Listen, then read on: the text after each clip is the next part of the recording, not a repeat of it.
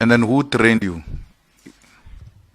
Because you've got this pride, 15 years of being a magistrate. Who trained you? The judicial officers. I don't want you to drive me to racism. I'm sorry, please. No, but you are trained by apartheid mechanism, trained institutions. You know what? Let me just tell you a little story. As an advocate now, there was an attorney who was a black attorney who was being. There was an application to strike him off the roll because he has not complied with the legal profession. I had to represent him. The papers were already drawn. The papers were saying this court is an apartheid regime court. The judges are apartheid, are racist. I'm not supposed to be subjected to them. The first thing that the judge asked me, I said to him, how do you draft papers like this?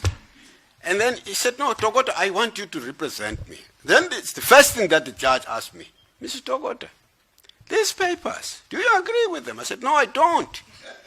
I don't agree with that. Apartheid and no apartheid.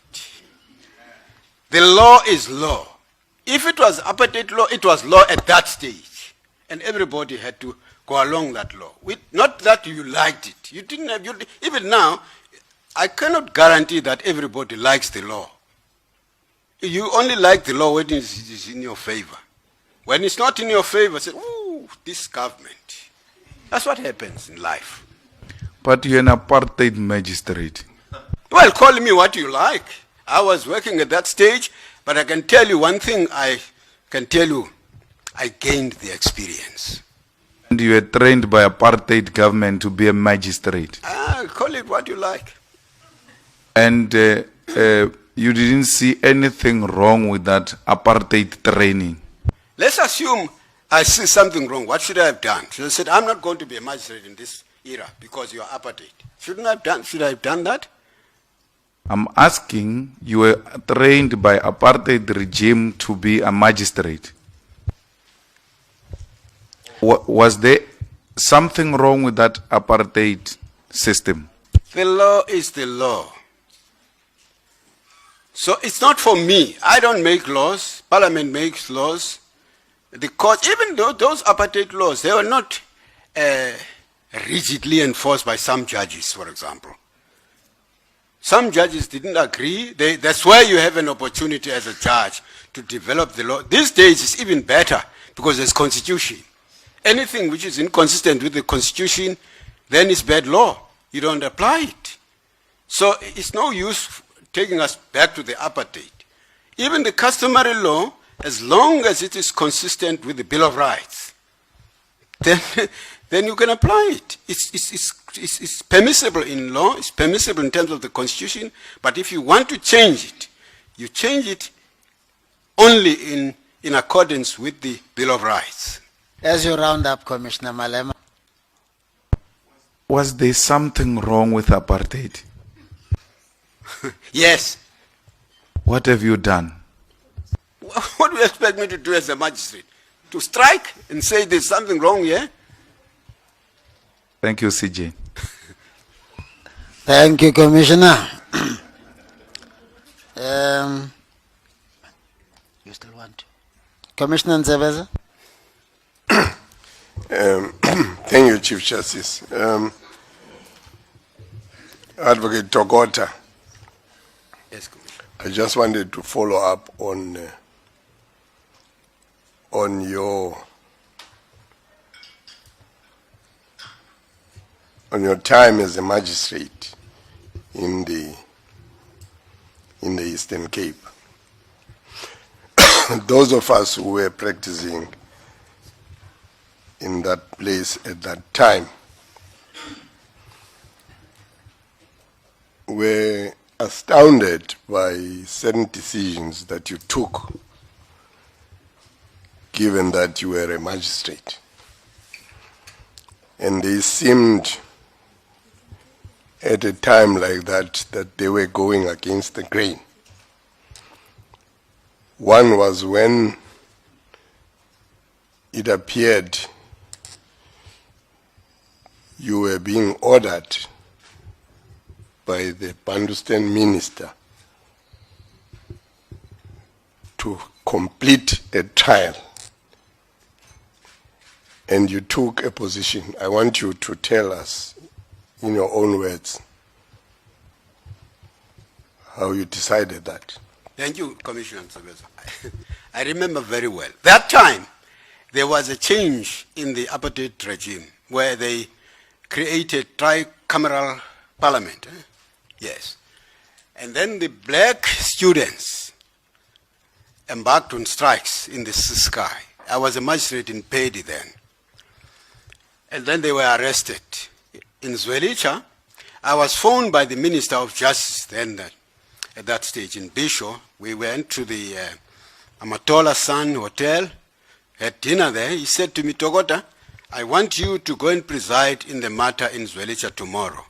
And I want you to finalize that matter so that you can teach those students a lesson so that those strikes shouldn't spread throughout the country. I said, no, it's fine, no problem. Have you got a judicial appointment? He said, yes, you'll find it there. I said, fine.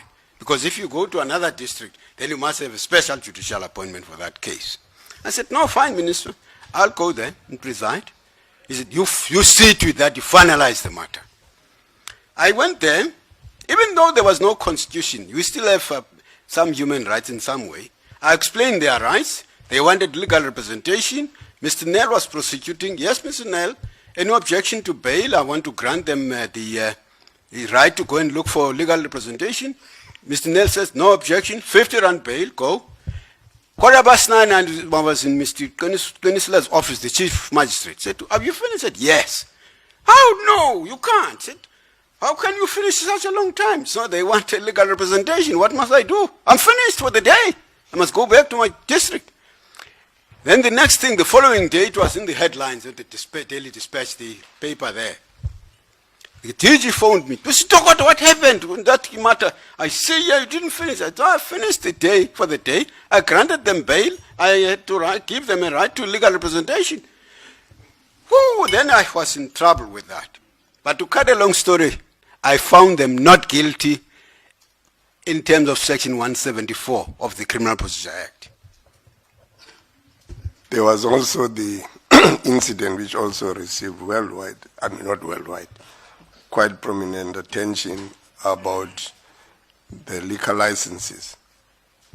That one was also very interesting. We were called as district, I was a chief magistrate in Pedi.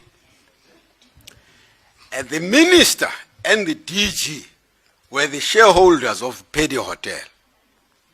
And then Parliament passed the Regulation Act, which legalized liquor licenses. So you could get a license at the counter. As a magistrate, you were the representative of the government, all the departments, and the revenue office was in my office. So people had bought licenses, and then if you go to a restaurant, you find liquor in the fridge. Everywhere else, liquor was readily available. Then the sales in the hotel dropped. Where the minister and the DG Where the minister and yes. And then we were called. All the magistrates were called. Look, we have asked the president to repeal that proclamation, by proclamation, that act of parliament. I said, but minister, you can't repeal an act of parliament by proclamation. The president doesn't have that power. Says, no. Then you must go back, see to it that those people who are selling liquors in their restaurants, they are arrested and pay admission of guilt. Well, I didn't say anything. We went back. The next thing, following day, a lot of admissions of guilt. I refused to accept them. I said, I'm not going to sign any admission of guilt. If you say these people are guilty, take them to criminal court.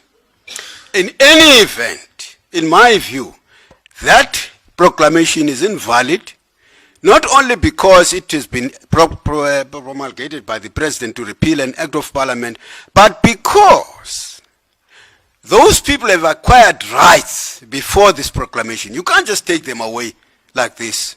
So I'm not going to obey this. You know what happened thereafter? I was charged with misconduct. What happened thereafter? Every lawyer came to my rescue. No, we know what's going on, Togota. The hearing took 30 minutes and I was found not guilty. I was defended by advocates and everybody because they knew my stand is like this. That's why I'm saying, when I look at the facts, you cannot politically manipulate me. Whether you call it apartheid or